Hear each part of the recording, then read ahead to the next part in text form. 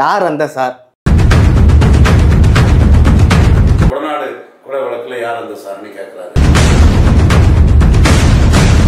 நாங்கள் திமுக கூட்டணிக்கு வர ரெடியாக இருக்கோம், எங்களை ஒரு ஆப்ஷனாக கருதுங்க அப்படின்னு சொல்லிட்டு தேமுதிக வந்து தயாராகுதா திமுக கூட்டணிக்கு போகிறதுக்கு?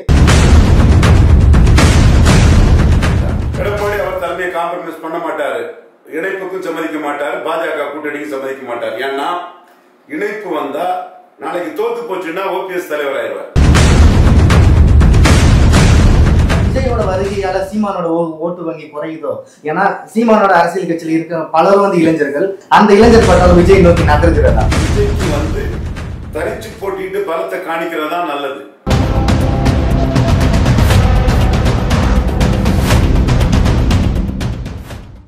செய்தி புனல் நேயர்களுக்கு வணக்கம். இன்றைய சிறப்பு நேர்காணலில் நம்மோடு அரசியல் விமர்சகர் திரு ரவீந்திரன் துரைசாமி இணைந்திருக்கிறார். அவரை வரவேற்று நிகழ்ச்சிக்குள்ள சொல்லுவோம். வணக்கம் சார். வணக்கம். இன்னைக்கு தமிழ்நாட்டோட ஒரு வாரமா தமிழ்நாட்டோட மொத்த ஆட் ஆஃப் த டாபிக் என்னன்னா அண்ணா பல்கலைக்கழக விவகாரம். யார் அந்த சார்? இந்த விவகாரம் எங்க திரும்பினா யார் அந்த சார் யார் அந்த சார்ன்னு சொல்லிட்டு பல்வேறு விவகாரங்கள் போயிட்டு இருக்கு. இப்ப எதிர்கட்சிகள் அது பெருசா அரசியல் ஆக்குறாங்களோ இல்ல எதிர்கட்சிகள் அரசியல் ஆக்கத்தானே செய்வாங்க. யார் அந்த சார்ன்னு கேட்கறது நியாயமான கேள்விதான். விசாரணை வந்து முழுமையா இருக்கணும். அதுல உள்ள எந்த லூப்கோலையும் யாரும் தப்பிடக்கூடாது. குற்றவாளியை வந்து சட்டத்துக்கு முன்னிறுத்தணுங்கிறதுல எதிர்கட்சிகள் அந்த யார் அந்த சாரணி கேட்கறது நியாயமானதாக நான் பார்க்குறேன். அதுல அரசியலும் கலந்துதான் இருக்குது.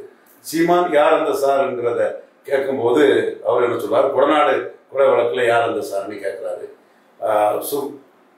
ராம்குமார் அதுல வந்து சிசிடி என்ன ஆச்சுங்கிறாரு. கொடநாட்டுல ஏன் கரண்ட் போச்சுன்னு கேட்கிறாரு. பொள்ளாச்சியில ஏன் என்ன ஆச்சுன்னு கேட்கிறாரு. சுவாதி மேட்டரா எடுக்கிறாரு.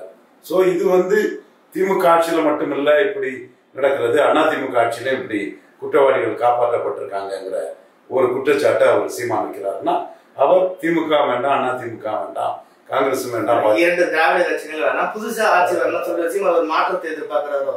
கண்டிப்பா அந்த மாற்றத்தை எதிர்பார்க்கறதுனால அவர் அந்த நிலைப்பாட்டில் தெளிவா இருக்கிறாரு.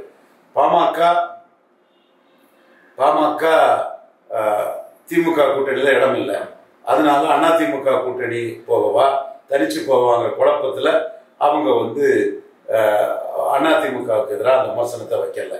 சீமான் வைக்கிறோடைய விமர்சனத்தை டாக்டர் ராமதாஸ் எடப்பாடி மேல வைக்காதது காரணம் அவர் வந்து ஒரு கூட்டணி வாய்ப்பும் ஒரு ஆப்ஷன் ஆட்டு வைக்கிறாரு. அடுத்து பிரேமலதா அம்மையார் இன்னைக்கு தான் அவங்க பண்ணியிருக்காங்கன்னு சொன்னா அவங்களுக்கும் திமுக ஆப்ஷனும் அவங்களுக்கு இருக்கு. இது கடுமையா அடிச்சிருக்காங்க. சார் தேமுதிகன்னு சொல்லும் போது இப்போ நான் சமீபத்தில் நடந்த விஜயகாந்தோட ஜெயந்தி வீரம் சொல்ற அவங்க கொண்டாடுகள் முதல் பத்திரிகை முதலமைச்சர் கிட்ட வைக்கிறாங்க. அது எப்படி நம்ம பார்க்கலாம்? நாங்க திமுக கூட்டணிக்கு வர ரெடியா இருக்கோம், எங்களை ஒரு ஆப்ஷனா கருதுங்க அப்படின்னு சொல்லிட்டு தேமுதிக வந்து தயாராக திமுக கூட்டணிக்கு போறதுக்கு. கரெக்ட். வேற எந்த ஊடகங்களால இதை சொல்லல. முதல் ஆளா நீங்க சொல்லியிருக்கிறீங்க. உங்களுக்கு சிறிய வயதுனாலும் இந்த அரசியலை பார்க்கக்கூடிய அந்த நுணுக்கம் அது வரைக்கும் சைலண்டா அந்த தேமுதிக முதல்ல ஆப்ஷனா போயிட்டு முக ஸ்டாலின் பாக்குறாங்க. இந்த இஷ்யூ பத்தி பேசவே இல்லை. இன்னைக்குதான் அந்த விஷயத்தை பத்தி அவங்க கையில எடுக்கிறாங்க. ஒரு வாரம் ஆயிடுச்சு, இன்னைக்குதான் அந்த விஷயத்தை கையில எடுக்கிறாங்கன்னா அவங்க திமுக நோக்கி நகர்றாங்க, அதிமுக விட்டு விலக ட்ரை பண்றாங்கன்னு சார் அர்த்தம். உங்க கணிப்பு சரிதான். அவங்களுக்கு வந்து 3 ஆப்ஷன் இருக்கு. அதிமுக விட்டு விலகிட்டாங்கன்னு நான் சொல்ல வரல. அதிமுக, தேசிய ஜனநாயக கூட்டணி, எடப்பாடி, அண்ணாமலை, ஸ்டாலின் 3 ஆப்ஷன் இருக்கு. அது தெளிவா அவங்க அதுல காய் நடத்துறாங்க. விஜய் சார் இப்போ விஜயகாந்தால் தான் விஜய் வந்து சினிமால சொல்லிட்டாரு, அதனால விஜய் பக்கம் தேமுதிக திரும்ப வாய்ப்பு இருக்கிறதா? விஜய் பக்கம் திரும்பலாம். ஆனா விஜய் மக்களவை தேர்தலே வந்து ஒரு 20% ஓட்டு எடுத்திருந்தா அவரை நோக்கி 4 வருஷம் இளைஞர் பட்டாளம் அவர் பின்னாடி இருக்குங்க சார். அது அஜித் வந்தாலும் அஜித் பின்னாடி இளைஞர் பட்டாளம் தான் இருக்கும். அரசியல்ல ஓட்டை நிரூபிக்கணும். ஓட்டை நிரூபிக்காதவனெல்லாம் ஆளா நினைக்கிறவன், அரசியல் தெரியாதவன் தான் ஓட்டை நிரூபிக்காதவன ஆளா நினைச்சு பேசுவான். அல்லது உள்நோக்கம் இருக்கும். அது ரெண்டும் தான். நீங்க வந்து 2024 அரசியல் களம் ஸ்டாலின் அணி 47, அதிமுக அணி 23, என்டிஏ 18, சீமான் 8.2, விஜய் 0 தானே, லெட்டர் பேடா தானே இருந்தாரு. நீங்க லெட்டர் பேடுக்கு அவ்வளவு முக்கியத்துவம் கொடுக்குறீங்க. அவர் 2026ல விஜய் அது மாதிரி நிரூபிச்சுட்டாருன்னா அந்த முக்கியத்துவத்தை கொடுத்துடலாம். அல்லது பவன் கல்யாண் மாதிரி நிரூபிச்சுட்டாருன்னா கொடுத்துடலாம். நிரூபிக்காத விஜய்ங்கிறவர் சிவாஜி கணேசன் மாதிரி தான். இவரு அல்லு அர்ஜுனா மாதிரி ஒரு பிஜேபி டெல்லி லீடர்கிட்ட பேசிட்டு இருந்தேன். விஜய் அல்லு அர்ஜுனா மாதிரி தான் பிரச்சாரம் பண்ணாரு. அதனால ஒரு பெரிய விளைவுகள் வந்து ஜெகனுக்கு ஏற்படல. பவன் கல்யாண் 7% எடுத்தாரு, 40% எடுத்த நாயுடு கூட சேர்ந்தாரு. நாயுடு சிஎம், ஒரு டெப்டி சீஃப் மினிஸ்டர். அல்லு அர்ஜுனாவும் ஒரு பலத்தை நிரூபிச்சுட்டு நாளைக்கு ஆந்திராவில், இது தெலுங்கானா, ஆந்திரா, தெலுங்கானாவில், இது ஆந்திரா, அது தெலுங்கானா. தெலுங்கானாவில் போனா ரேவந்த் ரெட்டியை வீழ்த்தலாம்.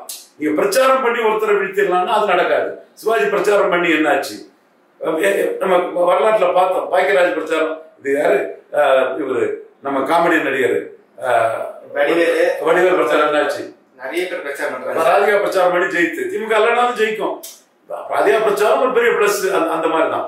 சோ விஜய் வந்து நிரூபிக்கணும். ஈரோடு கிழக்கு ஒரு நல்ல களம். அந்த களத்துக்குள்ள வந்து என் பாலங்களோடு நிரூபிக்கணும். எம்ஜிஆர் திண்டுக்கல்ல நிரூபிச்ச மாதிரி நிரூபிக்க வரணும். இடைத்தேர்தல ஒரு பொது தேர்தலோட கதிர போக முடியாது. அப்போ பொது தேர்தல் நிரூபிச்சுட்டு தான் அடுத்த கட்ட நீங்க போக முடியும். இப்போ 2026ல விஜய் வந்து தனியா ஒரு கூட்டணியை உருவாக்குவாரா, இல்ல தனித்து போட்டிடுவாரா, இல்ல சிவாஜி கணேசன் மாதிரி கட்சி தொடங்கி ஜானகிராமையாரோட கூட்டணி வச்சா கூட அதிமுக எடப்பாடியோட கூட்டணி வைப்பாரு. ஏன்னா அவர் அரசியல் எதிரியா திமுக சொல்றாரு, கொள்கை எதிரியாக பாஜக சொல்றாரு. அதிமுக எனக்கு எதிரின்னு சொல்லல, ஆதரவுன்னு சொல்லல, ஒரு சைலண்டான நிலைப்பாடாக அதிமுகவோட விஜய் டிராவல் பண்றாரு. அந்த கூட்டணி எப்படி அமைய வாய்ப்பு இருக்கா சார் அதிமுக? இதுவும் சரியான கேள்வி. கரெக்டா அப்சர்வ் பண்ணிருக்கீங்க அரசியல் நிலவரத்தை. இதுல விஜய்க்கு வந்து தனிச்சு போட்டிட்டு பலத்தை காணிக்கிறதா நல்லது. உங்க கையில வராத ஓட்டை நீங்க டிரான்ஸ்பர் பண்ண முடியாது. இப்ப ஒரு சிலர் வந்து கள்ள கணக்கு, மோசடி கணக்கு போடுறாங்க. விஜய் கட்சிக்கு வந்தா திமுக மட்டும் பாதிச்சிருமா? விஜய் கட்சிக்கு வந்தா தனிச்சு நின்னா பாதிக்க போறது தோத்துக்கூடிய அதிமுக தான் பாதிக்கும். அது தெரியாம அவங்க ஒரு கணக்கை போட்டுக்கிட்டு அதிமுக அதே ஓட்டு அப்படி இருக்குமா, மற்ற கட்சிகளும் அப்படியே இருக்கணும், திமுக மட்டும் விஜயால பாதிச்சு விஜய் அந்த ஓட்டை கொண்டு எடப்பாடிக்கு தள்ளிடுவாங்க. உங்க கையில வராத ஓட்டை நீங்க எப்படி டிரான்ஸ்பர் பண்ண முடியும்? இதுதான் அரசியல் விவரம் தெரிஞ்சவங்க, நுணுக்கமானவங்க இதை புரிவாங்க. சும்மா மேலிருந்த வாரியா பேசக்கூடியவங்களுக்கு அது புரியாது. கையில ஓட்டு வராத ஒருத்தரை பிரச்சாரத்துக்கு பயன்படுத்திக்கலாம், ஒரு அடையாள அரசியலுக்கு பயன்படுத்திக்கலாம். இதை தாண்டி ஒரு சக்தியா வரணும்னா விஜயகாந்த் 8.3 நிரூபிச்சாரு. ஒரு தடவை இல்ல, 2வது தடவை 10 நிரூபிச்சாரு. 2 டைம் ஓட்ஸ், 2 முறை விழுந்த ஓட்டு தான் 3வது முறை ஜெயலலிதாவுக்கு பயன்பட்டு எதிர்கட்சி தலைவராட்டு கேப்டன் விஜயகாந்த் வந்தாரு. புரட்சி தலைவர் ஜெயலலிதா முதலமைச்சர் ஆனாங்க. ஒரு தடவை விழுந்து 2வது தடவை குறைஞ்சி போன கமல்ஹாசன் ஓட்டு தென் சென்னையிலையும் மத்திய சென்னையிலையும் திமுக அணிக்கே பயன்படலையே. அந்த ஓட்டு பாஜகவுக்கு போயிட்ட. அப்போ ஓட்டே நிரூபிக்காத விஜய் எந்த ஓட்டை கொண்டு நிறுத்துவாரு? ஆந்திரா மடிகா ஓட்டை கொண்டு வருவாரா? தெலுங்கானாவில இருந்து, ஆந்திராவில இருந்து பவன் கல்யாணம் கொடுத்த காப்பு ஓட்டை கொண்டு வருவாரா? மடிகா ஓட்டை கொண்டு வருவாரா? கேரள நாயர் ஓட்டை கொண்டு வரா? சிரியன் கிருஷ்ணன் ஓட்டை கொண்டு வராரா? இல்லது ஸ்ரீலங்காவில இருந்து ஓட்டை கொண்டு வரா? எங்க இருந்து ஓட்டை கொண்டு வருவாரு? அவர் கையில என்ன ஓட்டு இருக்குது? நிரூபிக்கணும். முதல்ல நிரூபிக்காம பிராண்டிங் மாஸ்டர்ஸ் வச்சு போலியா பொய்யா பேசுனத ஊடகத்துல உள்ளவங்க மைண்ட் அப்ளை பண்ணாம நம்புறாங்க. அது தவறு. ஒரு பிரச்சார பிரிவியா இருக்க முடியும், ஒரு அடையாள அரசியலுக்கு பயன்பட முடியும். நிரூபிச்சாதான் அரசியல் சக்தி. இப்ப அஜித் உடனே வராரு, உடனே அஜித் உடனே அரசியல் சொல்லிட முடியுமா? அவருக்கு அதுதான் நிரூபிக்கணும். வரல அஜித், ஒரு ஏதாவது உதாரணத்துக்கு சொல்றேன். சோ விஜய் கிரௌட் புல்லர், மக்களால் நேசிக்கப்படக்கூடிய நடிகர். அரசியல் களத்துக்குள்ள தன் பலத்தை விஜயகாந்த் நிரூபிச்சது மாதிரி அவர் நிரூபிக்கணும். பவன் கல்யாண் நிரூபிச்ச மாதிரி நிரூபிக்கணும். நிரூபிக்காதவர் அல்லு அர்ஜுனா தான். இதைத்தான் நான் ஒரு ஆந்திராவில் உள்ள ஒரு பெரிய பாஜக டாப் லீடர் பேசும் போது கரெக்ட், யுவர் அப்சர்வேஷன் கரெக்ட்னார். இதுதான் சரியான பார்வை. எடப்பாடிக்கும் தெரியும். கடைசியில வந்து தம்பி சொல்ற மாதிரி கூட்டணிக்கு போனாருன்னா, விஜய் நீங்க ஒண்ணு ஓட்ட நிரூபிக்கல, உங்களை நம்பி ஓட்ட வரணும்னு ஒண்ணு கேரண்டி இல்லை. சோ உங்களுக்கு ஒரு பிரச்சார பலம் இருக்கு, ரசிகர் பலம் இருக்கு, ஒரு 10-15 சீட்டு வாங்கிட்டு போங்கன்னு தான் சொல்லுவாரே தவிர கேப்டன் விஜயகாந்துக்கும் ஜெயலலிதா மேல 15 சீட் தான் தருவாங்க. அதே இது 2 தடவை வாக்கு நிரூபிச்ச பிறகு 41 சீட்டை கொடுத்தாங்க. சோ நீங்க தேவை வாக்கு வங்கியை நிரூபிக்கணும். அதை நிரூபிக்கிறதுக்கு தான் அரசியல் சக்தி. நிரூபிக்காம நீங்க என்ன ஓட்டை கொடுத்தாலும் அடுத்தால எடப்பாடி என்ன சொல்லுவாரு? அதெல்லாம் எங்க ஓட்டு தாங்க வந்ததும் பாரு. அப்ப இதெல்லாம் உங்களுக்கு வந்து கெட்ட பேரும் விலை, நோட்டுக்கு சீட்டுக்கு எடப்பாடி விலை போயிட்டாருங்கிறது தான் வரும். தைரியமா தரிச்சு போட்டுட்டு நிரூபிப்போன்னு சொல்லணும். இன்னும் ஒண்ணும் கெட்டு போகல. கூட்டணி ஆட்சியில் விஜய் சொன்னது தப்பு. நீங்க தான் கூட்டணி ஆட்சி அமைக்க, நீங்க தான் தனிச்சு ஆட்சி அமைப்பீங்களே, பின்னருக்கு கூட்டணி ஆட்சின்னு சொல்றீங்க. அப்போ உங்க மேலே உங்களுக்கு நம்பிக்கை இல்லை. அதுவும் தவறான நம்பிக்கை. வாங்கி சொல்லணும், நான் தனிச்சு நின்று ஆட்சியை பிடிப்பேன். என்ன வாரிக்க வரலங்கிறது 2வது. நீங்க உங்களை பெரியவனா முதல்ல சொல்லணும். சீமான் 1% இருந்து தன்னை பெரியவனா சொல்லி சொல்லி எப்படி போயிட்டு இருக்கிறாரு? மீண்டும் திமுக சாரி சார். இப்ப சீமான் சொன்னதால விஜயோட வருகையால சீமானோட ஓட்டு வங்கி குறையுதோ? ஏன்னா சீமானோட அரசியல் கட்சியில இருக்க பலரும் வந்து இளைஞர்கள், விஜய் வந்து ஒரு சூப்பர் ஸ்டார், ஒரு சினிமால இருக்கிறாரு, அந்த இளைஞர் பட்டால் விஜய் நோக்கி நகர்கிறதா? விஜய் வர்றது சீமானுக்கு பெரிய லாபம். கமல்ஹாசன் சூப்பர் ஸ்டார் தான், கமல்ஹாசனால சீமான் பெரிய லாபம் அடைஞ்சாரு. விஜயும் கமல்ஹாசன் 2.0 மாதிரி தான் இருக்கிறாரு. நீங்க சினிமாவில் ஹீரோவா இருக்கலாம், ராமதாஸ் கண்டு பின்னங்கால் பரடி பட 10.5க்கு பயிர் சொல்ல முடியாம கோலத்தனமா விஜய் ஓடிட்டாரு. அப்போ வடதமிழகத்தில் உள்ள பறையர் சமூகமும் பிற ஜாதி மக்களும் வந்து சீமான் ஹீரோவா வந்து நிற்கிறாரு. ஜாதி வாரி கணக்கெடுத்து நடத்தி எண்ணி தாயா கொடுக்கணும், அளந்து தாயா கொடுக்கணும், எடுத்த எடுப்புல நீங்க கேட்கறது எந்த வகையில நியாயங்கிறத சொல்றாரு. அது சீமான் பண்ணியதே இருக்கல. நீங்க எண்ணி கொடுக்கும் போது கூட இருந்தா கூட கொடு, குறைவா இருந்தா குறைவா கொடு, அது நியாயமா கொடுக்கணும். வண்ணார் நாவியர் குயவர்களுக்கெல்லாம் அநீதி நடக்கக்கூடாது. முத்திரை யாதவர் செங்குந்தர் விஸ்வகர்மர்கள் அநீதி நடக்கக்கூடாது. எல்லா ஜாதிக்கும் நியாயம் நடக்கணும்னு சீமான் போல்டா நின்று அதுல நிற்கிறாரு. இடைத்தேர்தல் 6% வாக்கு தான் எடுத்தாரு. ஆனா போல்டா நின்னாருன்னு அவர் இமேஜ் உயர்ந்திருக்குது. அப்ப விஜய் வந்து அங்க நின்று இருக்கணும். நீங்க கட்சி அல்லது நீங்க கட்சி எப்படி ஆரம்பிச்சிருக்கணும்? விஜய் அது மாதிரி என்டிஆர் மாதிரி 8 மாசம் முன்ன ஆரம்பிச்சிருக்கணும். இப்போ விஜய் வந்து கட்சி ஆரம்பிச்சுக்கிட்டு ஒரு கருத்தை சொல்ல முடியாம இருக்கிறது. விஜய் சீமான் கம்பேரிசன் சீமான வளர்த்து விடுது. அதே மாதிரி அருந்ததி உள்ளொதுக்கீடுல சீமான ஒரு முடிவு எடுத்துட்டாரு. பறையருக்கும் தேவேந்திர உள்ள வேளாளருக்கும் அநீதி 5% அவங்களுக்கு உயர்த்தி கொடு. நெடுஞ்ச தட்டுல 4-5 பறக்க வச்சுட்டு இருக்கக்கூடிய மக்கள் மத்தியில இருந்து நீ இடம் எப்படி எடுக்கலான்னு கேட்கிறாரு. விஜய்க்கு இதுல கருத்து சொல்ல முடியல. அதான் வளமும் போகாம இடமும் போகாம நடுவில் அடிப்பட்டு சாக போறாங்கிறத சீமான் சொன்னார். அதாவது தாவேக்காவை சொல்றாரு. இப்போ விஜய்க்கு அதுல கருத்து தெரிவிக்க அந்த கருத்து புரிதல் இல்லையா சார்? இடஒதுக்கீடு பத்தி விஜய்க்கு புரிதல் இல்லையா, இல்ல கருத்து தெரிவிக்க விரும்பலையா? அப்போ நீங்க வந்து ஒரு கள நடக்குது, இடஒதுக்கீடு மையமா வச்சு ஒரு கட்சி வந்து தமிழ்நாட்டுல வெற்றி கூட்டணி அமைச்சாங்க. அப்போ அந்த சமூகம் மட்டுமல்ல, எல்லா சமூகத்துக்கும் ஒரு ஆஸ்பிரேஷன்ஸ் இருக்கும், எதிர்பார்ப்பு இருக்கும். இப்ப என்னன்னா வேட்டுவ கவுண்டர்கள், ஊராளி கவுண்டர்லாம் வந்து பேராங்க, எங்க ஜாதி நீங்களா பேசுறீங்களா சாருங்கிறான். அப்ப எல்லாத்துக்கும் எதிர்பார்ப்பு இருக்கும். அப்போ ஒரு அரசியல் கட்சி தலைவரானா அவர் அதை கருத்து சொல்லணும். நான் வந்து அதுல இவர் புழுச்சட்டை மாறனுக்கு கருத்தை தான் நான் முன்வைக்கிறேன். அதுல கேரளாவோட கழிவுகள் தமிழ்நாட்டுக்கு வரதை பற்றி அவர் பேசல. கேரளாவில் அவர் பெரிய டான்சரா பாக்குறாங்க, பெரிய மார்க்கெட் இருக்கு. அதே மாதிரி இந்த இடஒதுக்கீட்டுல பழைய தேவேந்திர உள்ள வேளாளருக்கு அநீதினு சீமான் பேசுறது அவர் பேசல. காரணம், மடிகாசு வந்து ஆந்திரா கர்நாடகாவில் ஒரு படத்துக்கு வந்து பெரிய ஆடியன்ஸ் இருக்கிறாங்க, அந்த வசூல் பாதிக்குங்கிறதுக்காக இதுல ஒரு கருத்தே சொல்லல. அப்ப நீங்க வந்து தேவேந்திர உள்ள வேளாளர் பறையர் சமூக பிரச்சனையை விட உங்களுக்கு ஆந்திரா கர்நாடகாவில் மடியா மக்கள் பார்த்து படம் ஓடுறது முக்கியம்னு சொன்னா அது என்ன அரசியல்? வியாபார அரசியல். உங்க பாப்புலாரிட்டிய எடப்பாடி கிட்ட விற்கிறதுக்கு தான் வரீங்க. உண்மையிலே தனிச்சு போட்டியிடக்கூடிய ஒரு எண்ணம் இருந்ததுன்னா இதுல எல்லாம் ஸ்ட்ராங்கான கருத்தை சொல்லியிருப்பீங்க. அங்கேயே இங்கே ஒரு சைடு ஸ்ட்ராங்கா போயிருப்பீங்க. வரவும் போகாம இடம் போகாம நடுவில் அடிபட்டு போறது சூழல் வந்திருக்க மாட்டீங்க. அது விஜய் சொல்லல. விஜய் நீண்ட காலம் வாழணும், அது வேற விஷயம். நான் சொல்றது தாவேக்காவை சொல்றேன். சீமான கட்சியில இருந்து குறிப்பிட்ட காலங்களாக தொடர்ந்து அந்தந்த பகுதியில் இருக்கவங்க விலகிட்டே வராங்க. அது என்ன ரீசன்? ஒருவேளை எஸ்பி வருண்குமாருக்கும் பிரச்சனை. இது வரைக்கும் அரசியல் இந்த வரலாற்றிலேயே ஒரு பொலிட்டிக்கல் லீடர் போலீஸ் எதிர்த்து பார்த்திருக்கோம், சில விஷயங்கள் நடந்திருக்கு. நீங்க வந்து தனியா கூட்டு மிரட்டுவாங்க போலீஸ், இதெல்லாம் நடக்கும். ஆனா ஒரு எஸ்பி புதுமையில போயிட்டு சீமான வந்து பேசுறது அது எந்த விதத்துல நாங்க சார்? அது உங்களை பத்தி உங்க கருத்து? முதலமைச்சர் ஸ்டாலின் பின்னணியில தான் அந்த எஸ்பி பேசுறாரு நினைச்சு சீமானுக்கு அனைத்து தரப்பு மக்கள் மத்தியிலும் பெரிய சிம்பதி கூடுது, பெரிய செல்வாக்கு கூடுது. பொறுத்திருந்து பாருங்க, 2026 சீமானுக்கு வாக்கு சதவீதம் டபுள் ஆகும். 2 இலக்கத்தில் அவர் போவார். 3.8 8.2 உயர்த்துவாரு. நான் மட்டும்தான் சொல்றேன் 8% வரும்னு சொல்லி. காந்தராஜ் சொல்லல, பிரியன் சொல்லல, மணி சொல்லல, ஷியாமண்ணன் சொல்லல, சுமன் ஸ்ரீராமன் 2% சொன்னாரு, குபேந்திரன் 4% சொன்னாரு.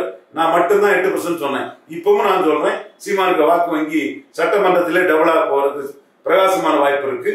நீங்க அந்த நான் 5வது முறை தனிச்சு இருக்கிறேன், நோட்டுக்கு சீட்டுக்கும் வேலை போகல, நீ களத்துக்குள்ள வரும்போது பாருங்க மக்கள் மத்தியில் ஆர்ப்பரிப்பும் கைதட்டும். விஜய் எல்லாம் ஒரு காமெடியன் மாதிரி, கோமாளி மாதிரி.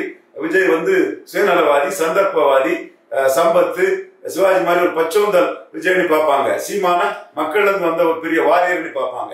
விஜய் அரசியல் வியாபாரின்னு பார்ப்பாங்க. இது நடக்கும். பல கருப்பியாவுக்கு இதை நான் அடிச்சு ஆணித்தரமா சொல்றேன். இதையும் தாண்டி விஜயும் தனிச்சு நின்னா மரியாதை இருக்கும். நான் ஓரவஞ்சனையோட யாரையும் சொல்ல விரும்பல. விஜயும் தனிச்சு நின்னா மரியாதை இருக்கும். நீங்க எடப்பாடி கிட்ட வேலை போறீங்கன்னா சந்தையில வேலை போகக்கூடிய அடிமாடு மாதிரி விஜய் போயிட்டான், சசி சந்திரசேகர் இருக்க மகன் வேலை போயிட்டான்னு மக்கள் சொல்லுவாங்க. இது விலை போறதுக்கு பாப்புலாரிட்டி ரசிகர்களையும் வித்து காசாக்குறதுக்கு வந்துட்டான், சினிமாவில் நடிச்சு சம்பாதிச்சா போதாதுன்னு இதுலயும் எடப்பாடி கிட்ட விலை போறதுக்கு வந்துட்டான்னு சொல்லுவாங்க. தனிச்சுன்னா அதுக்குன்னு ஒரு வேல்யூ இருக்குது. ஒரு கிரௌட் புல்லிங் கெப்பாசிட்டி உள்ள நடிகர் தனிச்சுன்னா வேல்யூ கிடைச்சிருக்கு. விஜயகாந்துக்கு வந்திருக்கு, கமல்ஹாசனுக்கு வந்திருக்கு, பவன் கல்யாணுக்கு வந்திருக்கு, சீமானுக்கு பாப்புலாரிட்டி குறைவுனால குறைவா வந்திருக்கு. இப்போ சீமான் போறது தொடர்ந்து தனிச்சு நின்று 5வது தடவை தனிச்சிருக்கும் போது பெரிய ஹீரோவா பார்க்கப்படுறாரு. இதுதான் நடக்கும், குறிச்சு வச்சிடுங்க. சீமானை பற்றி நான் பேசுனது சரியா, சுமன் ஸ்ரீராமன் பேசுனது சரியா, மணி பேசுனது சரியா, பிரியன் பேசுனது சரியா ஒப்பிட்டு முடிவெடுங்க. இப்போ அதிமுக வந்து சார், இப்போ எதிர்கட்சி தான் அதிமுகன்னு சொல்லிட்டு தெரியாத அளவுக்கு அதிமுக இன்னைக்கு திடீர்னு யார் அந்த சார்ன்னு சொல்லிட்டு பேச்சு திமுக மாதிரி குத்திட்டு வராங்க. ஒரு எதிர்கட்சியா தன்னை நிலைநிறுத்திட்டு எடப்பாடி வந்து போராடிட்டு இப்ப பெரிய விஷயம் எடுத்திருக்காரு இந்த அண்ணா பல்கலைக்கழக விவகாரத்தை. இந்த விவகாரத்தை வந்து இந்த விவகாரம் பார்த்தாலும் அனைவரோட கேள்வி என்னவா இருக்குன்னா, அதிமுக ஒன்றிணைமா? ஏன்னா பெங்களூர் புகையந்து அதான் நினைக்கிறாரு, ஓபிஎஸ் அதை நினைக்கிறாங்க. அதிமுக எம்ஜிஆர் தொண்டர் பலருமே அதிமுக இணையணும், ஒன்றிணைந்து திமுகவை வீழ்த்தணும்னு நினைக்கும் போது அது அந்த சாத்தியம் நடக்குமா சார்? ஒன்றிணைய வாய்ப்பு இருக்கா? எடப்பாடி அவர் தலைமையை காம்ப்ரமைஸ் பண்ண மாட்டாரு, இணைப்புக்கும் சம்மதிக்க மாட்டாரு, பாஜக கூட்டணிக்கு சம்மதிக்க மாட்டாரு. ஏன்னா இணைப்பு வந்தா நாளைக்கு தோத்து போச்சுன்னா ஓபிஎஸ் தலைவர் ஆயிடுவார். இணைஞ்சம் பிறகு தோத்து போச்சுன்னா எடப்பாடி தள்ளிட்டு ஓபிஎஸ் தலைவர் ஆயிடுவாரு. அல்லது ஓபிஎஸ் வேலுமணியை சொல்லுவாரு, விஜயபாஸ்கர் அந்த ஹெல்த் விஜயபாஸ்கரை சொல்லுவாங்க, யாராவது ஒருத்தரை சி.வி. சண்முகத்தை சொல்லலாம், யாராவது ஒருத்தரை சொல்லி தோத்த பிறகு எடப்பாடி பொறுப்பேற்கணும், புதிய தலைவர் அதிமுக வரணும்னு சொல்லுவாரு. சோ எடப்பாடி தன் கட்சியை தன் கையில இருந்து விட்டு கொடுக்க தயாரில்லை. யாரும் அப்படித்தான், கலைஞர் அப்படித்தான், எல்லாரும் அப்படித்தான். எடப்பாடி கூட சொல்லல, எல்லாருமே அப்படித்தான். பிடிச்சதை யாரும் விட்டு கொடுப்பா? விட்டு கொடுக்க மாட்டாருங்கிறதுக்காக தான் நான் சொன்னேன். ஒண்ணு. ரெண்டாவது, பாஜக கூட போனா 117 117 கேட்பாங்க. அது எடப்பாடிக்கு இமேஜ் போயிடும், அரசியல் போயிடும். ஒருவேளை அது ஜெயித்தா கூட எடப்பாடி சீஃப் மினிஸ்டரா இருக்க மாட்டாரு, திமுகவோட சேர்ந்து பாஜக என்ன வேணாலும் செய்யலாம். சோ பாஜக கூட ஒரு உள்ள வர மாட்டாரு. 15 கிறிஸ்டின் முஸ்லீம் ஓட்டு எதிராக போயிடும் நினைக்கிறாரு. வடதமிழகத்தில் உள்ள அதிமுக காரங்க சி.வி. சண்முகத்துல இருந்து எல்லாருமே பாஜகவுக்கு எதிரான ஒரு மனநில, ஜெயக்குமார்லாம் எதிரான ஒரு மனநில இருக்காங்க. பின்லாடனே தலைவராக போட்டாலும் பாஜக கூட்டணி கிடையாதுங்கிறாங்க. 24 26 கிடையாதுன்னு சொல்லிட்டாங்க. காரணம் இதுதான், 18% கிறிஸ்டின் முஸ்லீம் ஓட்டு. அது பிறகு ஒருவேளை ஜெயித்தாலும் பாஜக இவரை கவுத்து விட்டுட்டு இன்னொருத்தர சிஎம்மா உட்கார்ந்துருவாங்க. தோத்தா இவருக்கு எதிராக சி.வி. சண்முகம் போன்றவங்கலாம் போர்க்கொடிக்கு பிடிச்சி தலைவராக வர்றதுக்கான சூழ்நிலையும் வரும். சோ பிடிச்சாச்சு, வருதோ போகுதோ, வெற்றியோ தோல்வியோ நமக்கு கூடுதலோ குறவோ, குட்டையோ நெட்டையோ கூடுதலோ குறவோ எனக்கு தான், நான் தான் அதிமுகன்னு எடப்பாடி இருக்காரு. இப்படிதான் போவாரு. இதுல பரிதாபமா நான் நினைக்கிறது டாக்டர் தமிழிசை. ஐயோ பரிதாபம் டாக்டர் தமிழிசை ஒரு எம்எல்ஏ ஆயிரலாங்கிறதுக்காக வராத ஒருத்தர்கிட்ட போய் கூட்டணி, அண்ணன் எடப்பாடி, தம்பி ஜெயக்குமார், என்ன பரிதாபமான ஒருத்தர் ஆளா ஆயிட்டீங்க நீங்க. அதே மாதிரி நயினார் நாகேந்திரன், அவங்கள தனிப்பட்ட முறையில சசிகலாவுக்கு எதிராக ஸ்டெடியா நின்றவங்க தான் தமிழிசை அம்மையார். என்னைக்கும் அந்த மதிப்பு மரியாதை உண்டு. நெல்லை மாவட்டத்தில் நல்ல பேக்கிங் உள்ள ஒரு தலைவராட்டு நயினார் நாகேந்திரன் இருக்கிறார், செல்வாக்குள்ள தலைவர் தான். அதை நான் அவங்கள குறைச்சி மதிப்பிடல. அவங்க வேண்டான்னு 15% கிறிஸ்டின் முஸ்லீமுக்காக மைனஸ்ன்னு, மாநில உரிமைக்காக மைனஸ்ன்னு கருதக்கூடிய எடப்பாடி கருதக்கூடிய பாஜக இருந்துகிட்டு எடப்பாடி கூட்டணிக்காக பரிதவிக்கிறதான் நான் கிண்டலா சொல்றேன். மறுபடியும் அவங்க தனிப்பட்ட முறையில் அவங்களுக்கு ஒண்ணு தனித்தன்மை உண்டு. அவங்களும் அந்த கட்சியில முக்கிய தலைவர்கள் தான். அவங்க உரிமை, அவங்க அரசியல் அவங்க பண்றாங்க. பட் எடப்பாடி விரும்பாதவர்கிட்ட போய் உங்களை எதிரியா நினைச்சு உங்களை மைனஸ் ஆட்டு நினைக்கிற போய் நீங்க கெஞ்சுறதுதான் உங்களையும் உங்க கட்சியையும் ஒரு இமேஜை குறைக்குங்கிறது என்னோட பார்வை. நீங்க அதிமுக பாஜகவோட கூட்டணி அமைக்காதுன்னு சொல்லிட்டு ஆணித்தரமா சொல்றீங்க சார். ஆனா லண்டன் பயணத்துக்கு முன்னாடி வரைக்கும் பாஜக அதிமுகவுடன் கூட்டணி வைக்க வாய்ப்பே இல்லைன்னு சொல்லியிருந்த அண்ணாமலை லண்டன் பயணத்துக்கு பிறகு இப்போ சமீபத்தில் 2 நாள் முன்னாடி ஆங்கில செய்தி சேனலுக்கு பேட்டி எடுத்திருக்காரு. அந்த பேட்டியில என்ன சொல்லியிருக்காருன்னா, கூட்டணி விவகாரத்தை மத்திய அரசு அவங்க தான், சென்ட்ரல் தான் பாத்துக்கோம், நாங்க கூட்டணி போக மாட்டோம் சொல்லவே மாட்டோம்னு சொல்லிட்டு அதிமுக பக்கம் ரைட்டா நகர்றாரு அண்ணாமலை. லண்டன் பயணம் அவருக்கு எப்படி அமைஞ்சிருக்கு? மம்தா பானர்ஜி கூட பாஜக கூட்டணி வச்சிட முடியுமா? வாய்ப்பு இந்த சமயத்துல இப்போ ஏன் இல்ல சொல்லுங்க. அவங்க 2 பேரும் எதிரும் புதிரா இருக்கிற ஒரு இடத்துல ஒண்ணு சேரும். மம்தா பானர்ஜி விரும்பல, சரிதானா? மம்தா பானர்ஜி விரும்பல. அப்போ எடப்பாடி விரும்பாம எடப்பாடி கூட எப்படி கூட்டணி வச்சிட முடியும்? அப்படி கூட்டணி வைக்கணும்னா எடப்பாடியை தள்ளிக்கிட்டு விஜயபாஸ்கரையோ வேலுமணியோ உள்ள இருக்க இன்னொருத்தரை ஸ்பிளிட் பண்ணி அவரை பொதுச்செயலாளராகி தான் கூட்டணி வைக்க முடியும். பன்னீர்செல்வத்தையோ யாரையோ கூட்டணி ஒரு பொது தளத்துக்குள்ள ஒரு இன்னொரு அதிமுக பிளவுன்னு தான் வைக்க முடியும். விரும்பாத ஒருத்தர் கூட போய் எப்படி கூட்டணி வைப்பீங்க? விரும்பல் அரசியல் கூட்டணி என்பது அந்த சமயத்துல இப்போ கண்டிப்பா அந்த சமயத்துல வரக்கூடியதான். நாளைக்கு வந்து கூட்டணி பேச்சு வரைக்கும் எதிர்க்கிற அரசியல் நடந்திருக்கு. நாளைக்கு கூட்டணி இருக்கும், இன்னைக்கு நைட் வரைக்கும் எதிர்ப்பாங்க அந்த கட்சி. அது எல்லாத்துக்கும் பொருந்தும். திமுக தலைவர் மு.க. ஸ்டாலின் ராஜ்நாத் சிங்கும் கலைஞர் நிறைவிடத்துல நின்னாங்க, மோடி அனுப்பி வச்சாருன்னு சொன்னா ஸ்டாலின் போக மாட்டாரு. ஆனா அங்கேயும் கூட்டணி நடக்குன்னு சொல்லலாம, திமுக பாஜக கூட்டணி நடக்குன்னு சொல்லாம. ஆனா ஸ்டாலின் வைக்க மாட்டாரு. ஏன் வைக்க மாட்டாரு? அதே ராஜ்நாத் சிங் விழாவில் அண்ணாமலைய கனிமொழியை தள்ளி நிற்க சொல்லிக்கிட்டு அண்ணாமலைய முன்ன இழுத்து காட்டுறாரு ஸ்டாலின். அப்ப கூட்டணியா? அதே காரணத்துக்காக தான் பாஜக கூட எடப்பாடியும் கூட்டணி வரல. அப்ப ஸ்டாலினுக்கு மட்டும் 18% கிறிஸ்டின் முஸ்லிம்ஸோட ஓட்டுல நம்ம ஜெயித்துருவோம், எடப்பாடிக்கு அது தெரியாதா? அவரும் அதைத்தானே சொல்றாரு, அவங்க தலைவர்களும் அதைத்தானே பேசினாங்க. சோ நான் அந்த புள்ளிக்குள்ள இருந்தா வரேன். முஸ்லிம் சிறை கைதிகள் விடுதலை பற்றி இதுவரை தீர்மானம் போடாதவர் இப்ப தீர்மானம் போட்டிருக்காருன்னா பாஜகவுக்கு எதிராக தான் போடுறாரு. அவர் அதை போட்டதும் கோயம்புத்தூர் குண்டு வெடிப்பை பற்றி அண்ணாமலை எடுத்து அவர் அடிக்கிறாரு. அடுத்தபடியா அண்ணாமலை கோயம்புத்தூர் குண்டு வெடிப்பை பற்றி பேசுனதும், நீங்க குண்டு வெடிப்பு பற்றி பேசுங்க, எதை பேசுங்க, நான் முபாரக் என்னோட கூட்டணி கட்சி தலைவர் SDPI அவரை விட மாட்டேன்னு அவர் காட்டுறாரு. அப்ப இந்த மாதிரி ஒருத்தர் செயல்பட்டு இருக்காத எக்ஸோ ஒய்யோ என் நண்பர்கள் தான். பாண்டே ரங்கராஜ் பாண்டேயோ, கோலாகல சீனிவாசரோ, டெல்லி ராஜகோபாலரோ, தென் யாரோ இந்த நண்பர்கள், இந்த மாதிரி இருக்கக்கூடிய சகோதரர்கள், இவங்க வந்து அதிமுக பாஜக கூட்டணி பேசினா அதுல அர்த்தம் இருக்குமா? ஏதாவது இண்டிகேஷன் காட்டுங்க, பேசலாம். இப்போ அண்ணாமலை பேசுறாருன்னா இந்த ஓட்டுகளை கவர்றதுக்கு பேசுறாரு, கூட்டணிக்காக பேசல, இந்த ஓட்டுகளை கவர்றதுக்கு பேசுறாரு. அதே அண்ணாமலை பேசுறாரு சீமானன் மிக முக்கியமான தலைவர்னு. அப்போ சசிகலாவை வீழ்த்துற மாதிரி மோடி நிதிஷ்குமார் மாதிரியோ கன்சிலா மாதிரியோ சீமான மோடி PMO கடைசி நிமிஷத்துல ட்ரீட் பண்ணி முயற்சி பண்ணி கையில எடுத்துடக்கூடாது. சீமான் தெளிவா இருக்காரு, 4 வரையும் எடுக்கிறாரு, அடிக்கிறாரு. அவர் நான் கலங்கப்படுத்த விரும்பல, தனிச்சு போட்டிட்டு தான் அவருக்கு பலம், தனிச்சு போட்டிடுறாரு. அப்போ அண்ணாமலை அதையும் கருத்துல கொண்டு தான் பேசுறாரு. அதே மாதிரி எடப்பாடியும் பாஜக கூட்டணி இல்லைன்னு தான் சொல்லிட்டு இருக்காரு. சீமான் கடுமையா சொல்றாரு, எடப்பாடி மைல்டா சொல்றாரு. அண்ணாமலை எடப்பாடிய பேசுறது அந்த கூட்டணிக்காக இல்ல, அந்த வாக்குக்காக பேசுறாரு, அந்த இந்து வாக்குகளுக்காக பேசுறாரு. முபாரக் கூட கூட்டணி போனது தவறு. முபாரக் தானே அவரு SDPயோட கூட்டணி போனது தவறு. பாஜகவுக்கு 3ஆம் முறை மோடி பிரதமர் சொல்லிக்கிட்டு வெளியேற தவறு நினைக்கக்கூடிய இந்த வாக்காளர்களுக்காக பேசுறாரு. எப்படி எடப்பாடி பாஜகவோட கூட்டணி போனா கிறிஸ்தவ முஸ்லிம் வாக்குகள் 18% தோக்கடிச்சிருமோ, ஜெயலலிதா 2006 தோக்கடிச்சு, தன்னை 2021 தோக்கடிச்சு, மீண்டும் மொத்தமா ஸ்டாலின் போய் தோக்கடிச்சு அச்சப்படுறாரோ, கிறிஸ்டின் முஸ்லிம் ஓட்டுக்கு அரசியல் பண்றாரோ, அவர்களுடைய இந்த ஓட்டை தட்டி தூக்கிறதுக்கு அண்ணாமலை வராது. இது மற்ற பாஜக தலைவர்களுக்கு தெரியல, அண்ணாமலைக்கு தெரியுது.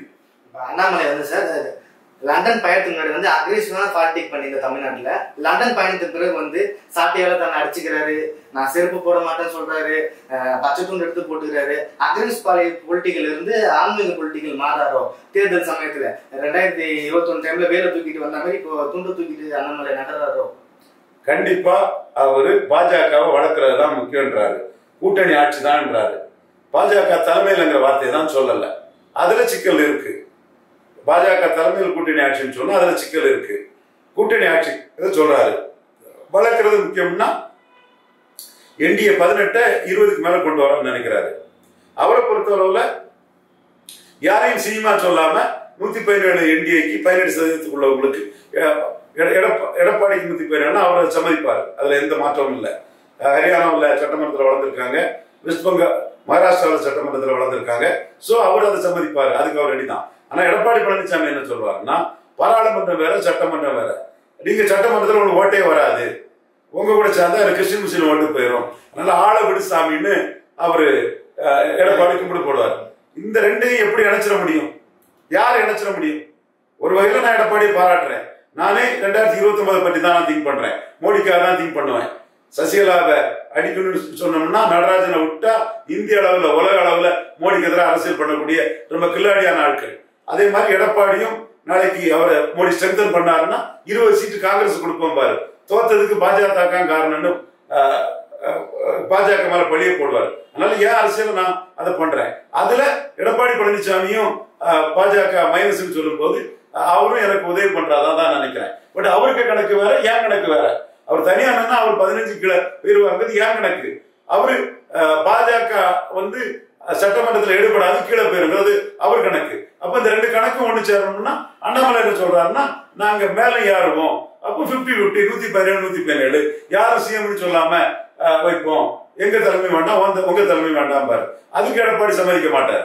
இதுதான் நான் இந்த இடத்துக்குள்ள என்னோட நண்பர்கள் கோலாகல சீனிவாசன், டெல்லி ராஜகோபாலன், தேஜஸ்வி ஸ்ரீராம் மற்றும் நண்பர் பாண்டே இவங்கெல்லாம் எடப்பாடி என்ன பண்றாரு என்ன செய்யறாருன்னு பார்த்து பேசணுங்கிறது என்னோட வேண்டுகோள் அவங்களுக்கு. அவங்க என் நண்பர்கள், பாசத்துக்குரியவர்கள். இப்படிதான் 2024 எடப்பாடி சில வேலைகளை பண்ணாரு. கடைசியில என்ன நடந்தது அதுக்காக தான் நான் சொல்றேன்.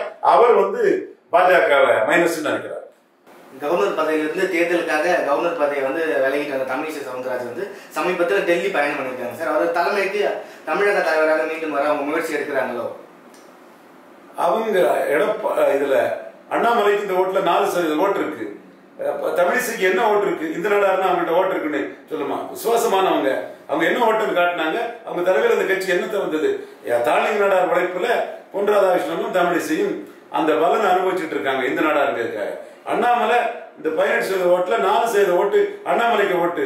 அண்ணாமலை கல்யாண் சிங், பைரன் சிங் செகாவட், சுந்தர்லால் பட்வா, மதன்லால் குரானா, இந்த மாதிரி எதியூரப்பா, இந்த மாதிரி ஒரு தலைவரா வளர்ந்துட்டு இருக்காரு அண்ணாமலை. அண்ணாமலையிட்ட கொண்டு போய் தமிழிசையை கம்பேர் பண்றீங்களா? பட் தமிழிசை விசுவாசி.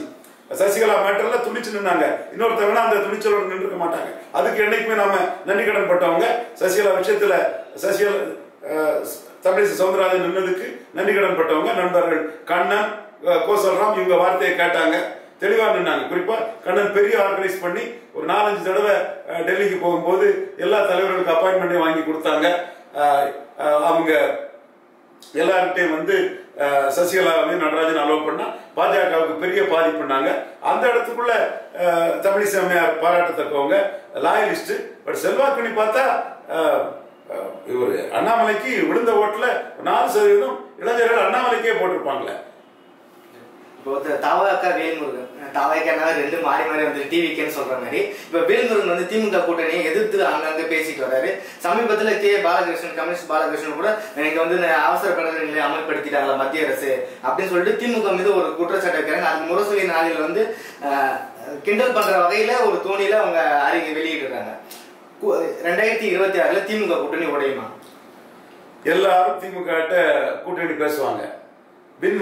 இருக்கிறவங்க ஸ்டாலின் கொடுக்கிறது எம்பி போஸ்ட், எம்எல்ஏ போஸ்ட் இருக்குது. அது நிரூபிக்கப்பட்டிருக்குது. அதுல கூட கொஞ்சம் சீட்டை பெறதுக்கும் தங்களை இம்பார்ட்டன்ஸ் ஏற்றுக்கிறதுக்கும் அவங்க முயற்சி பண்றாங்க. நாங்க ஸ்டாலின் கூட்டணி பேச மாட்டோம்னு யாராவது சொல்லுவாங்களா? திமுக கூட்டணி இருக்குன்னு வேல்முருகன் சொல்லிட்டு போயிட்டாரு. இங்க ஒரு சீட்டு கொடுக்கக்கூடிய இடத்துல எடப்பாடி கிட்ட 4-5 சீட்டு கேட்கிறாரு. அதுதான் நான் சொல்றேன், எடப்பாடி ஸ்டாலினுக்கு இணையான தலைவரே அல்ல. 23 சீட்டு இங்க நிற்கக்கூடிய காங்கிரஸ், அங்க 63 சீட்டு சுனில் கனகன் ஒருத்தரை பற்றி பேசுறதாட்டு வதந்தி வருது. இது வதந்தி தான். அதே மாதிரி இங்க 6 சீட்ல நிற்கக்கூடிய விடுதலை சிறுத்தைகளுக்கு அங்க 18 சீட்டுன்னு வதந்தி வருது. முன்னம 5 சீட்டுன்னு வதந்தி வந்தது, 20 எம்பின்னு வதந்தி வந்தது.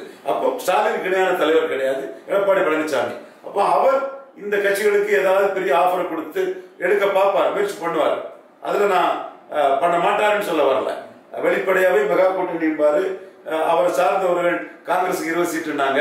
நான் எடப்பாடி கொடுக்கிறது எம்எல்ஏ சீட்டு தான், ஸ்டாலின் கொடுக்கிறது போஸ்ட் 10 போஸ்ட் ஆயிட்டா. விடுதலை சிறுத்தைகளுக்கு 5 சீட்டுனாங்க. நான் சொன்னேன் ஸ்டாலின் கொடுக்கிறது போஸ்ட், எடப்பாடி கொடுக்கிறது வெறும் சீட்டு. அது போஸ்ட் ஆயிட்டா. அப்போ போஸ்ட்ல அனுபவிச்சுட்டு இருக்கவங்க சீட்டுக்கு போவாங்களாங்கிறது கேள்விக்குறி. வெற்றி பெறது வரை திமுக அணி வெற்றி கூட்டணி தொடருங்கிற நிலைப்பாட்டுல மாற்றம் இல்லை. இன்னைக்கு கம்யூனிஸ்டுகள் பாலகிருஷ்ணனுக்கு பேச்சினாலும் சரி, வேல்முருகனுக்கு பேச்சினாலும் சரி, ஏன் நிலைப்பாட்டுல மாறல.